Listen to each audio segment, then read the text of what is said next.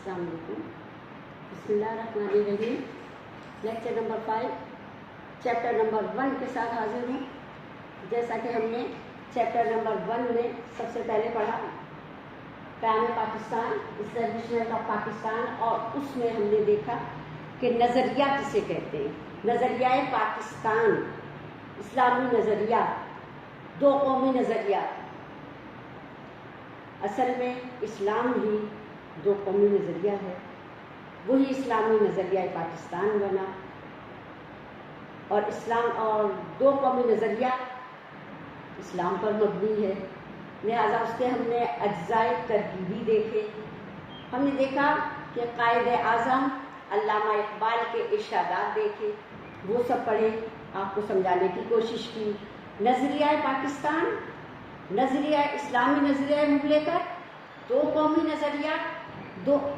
نظریہ اور نظریہ پاکستان کے بارے میں علامہ اقبال کے ارشادات، قائد اعظم کے ارشادات، اور اس کے بعد اجزائے ترکیبی ایلیمنٹس کون کون سے ہوتے ہیں جو اسلامی نظریہ پاکستان کو حاصل کرنے کے لیے ہم نے آپ کو سمجھا.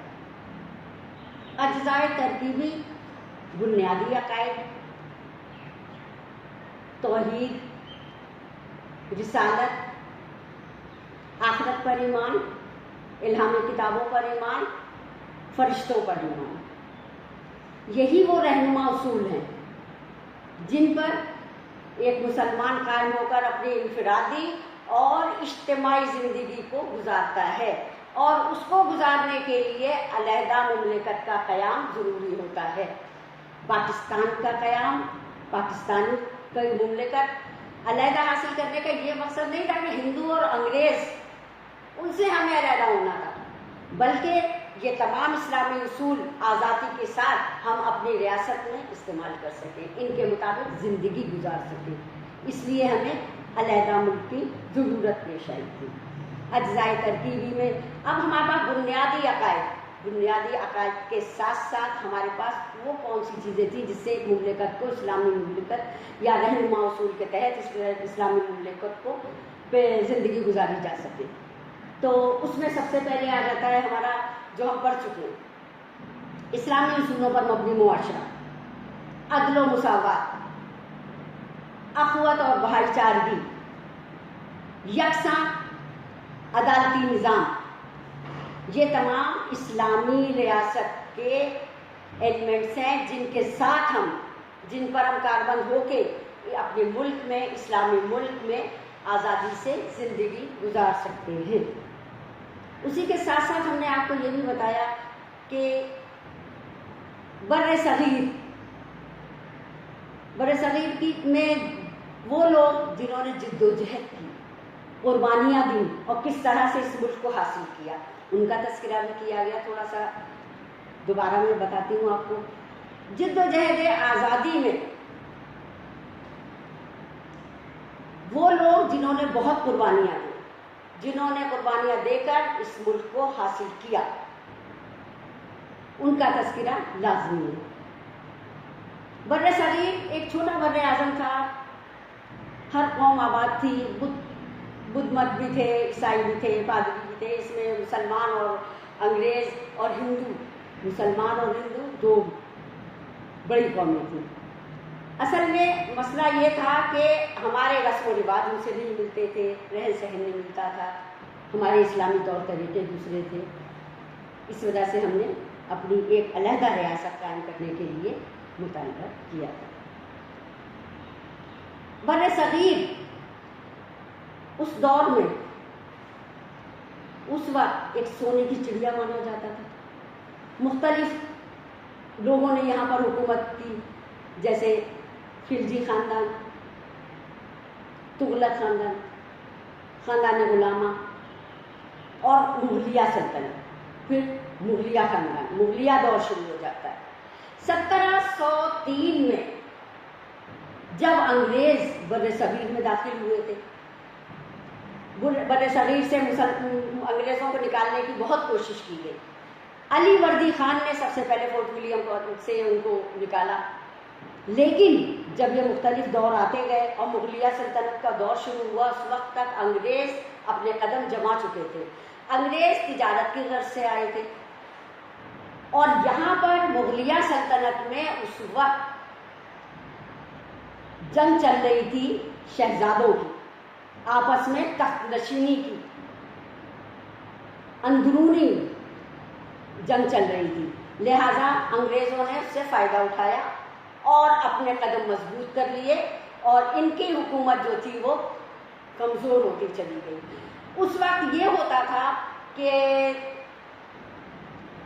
تخت نشینی کے لیے اس بیٹے کو نہیں چنا جاتا تھا کہ جو بڑا ہے، قابل ہے، یا عوام کی اس کو حمایت حاصل ہے، بلکہ اس کو لیا جاتا تھا جو زندہ بچ جاتا تھا. جو زندہ بچ جاتا تھا اس سے انگریز اپنا گٹھ جوڑ کر لیتے تھے، اس کو پیسے کے لالچ دے کر اور اس وقت کا حاکم سمجھ کر اس کو کہا جاتا تھا کہ اب یہاں پر ہماری حکومت رہی. پس پردہ ان کی حکومت تھی، طاقت ان کی تھی، حکومت مغلیہ سلطنت کی تھی. لہذا مانا گیا اس وقت وہ لوگ ان کے کہنے میں آ گئے اور ان کو موقع دیا کہ وہ یہاں پر اپنے قدم جما دیں. علی بدری خان نے جب یہ کیا تو پھر چلتا گیا یہ سلسلہ مغلیہ دور تک.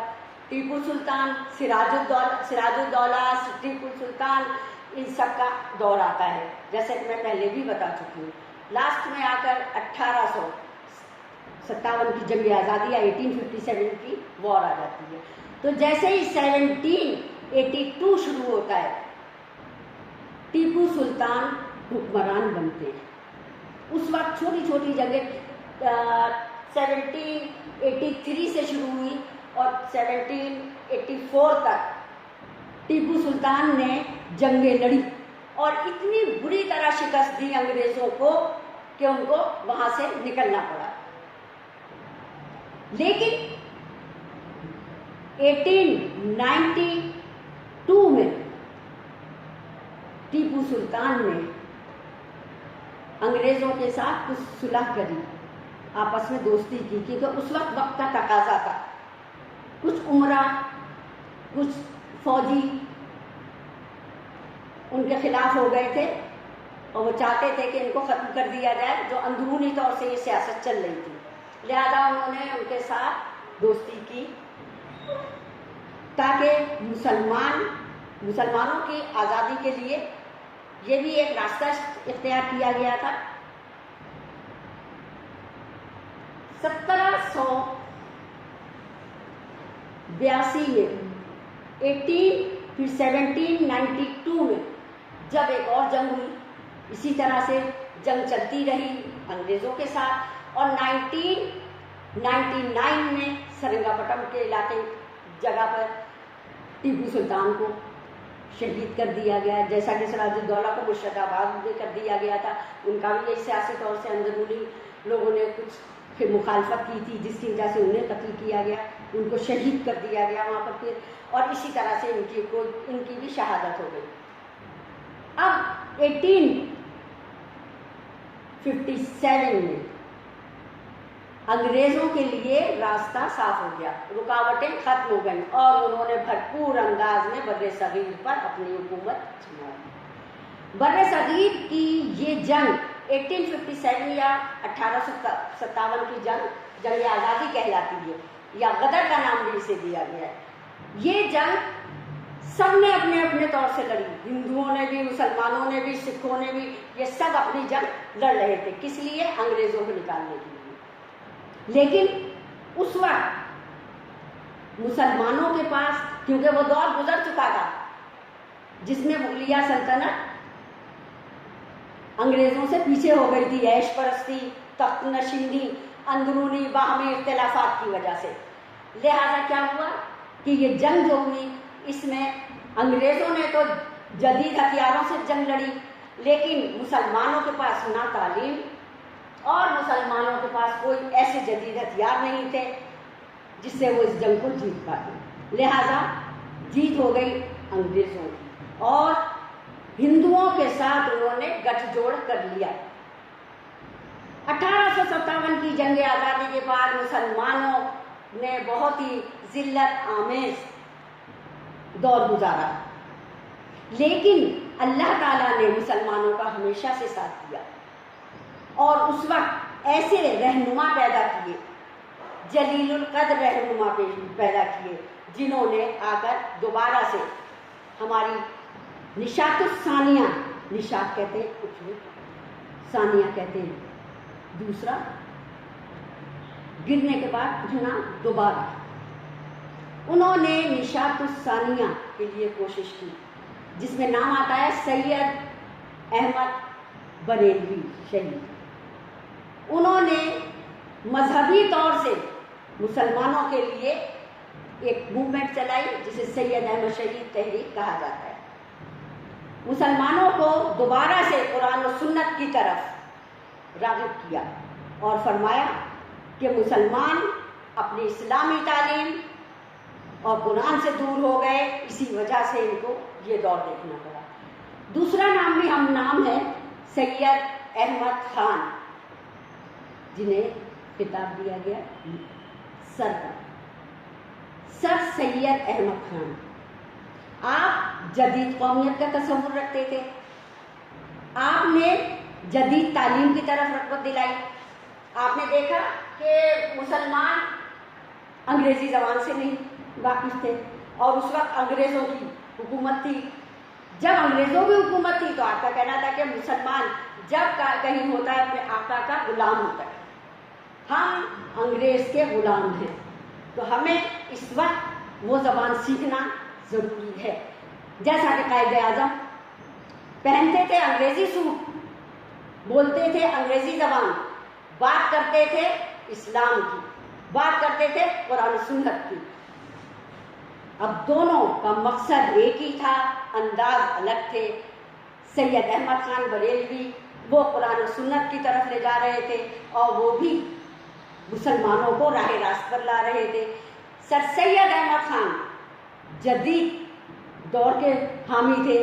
آپ نے اس وقت دیکھا سر سید احمد خان نے کہ مسلمان تعلیمی لحاظ سے بہت پیچھے ہیں، لہذا آپ نے ایک موومنٹ یا تحریک چلانے کا ارادہ کیا اور وہ ارادہ ان کا کامیاب ہوا اور اس موومنٹ کا نام ہے علی گڑھ تحریک۔ انشاءاللہ تعالی آج کے لیے اتنا، آئندہ اس پر انشاءاللہ آپ کو مزید جب تک کے لیے اللہ حافظ۔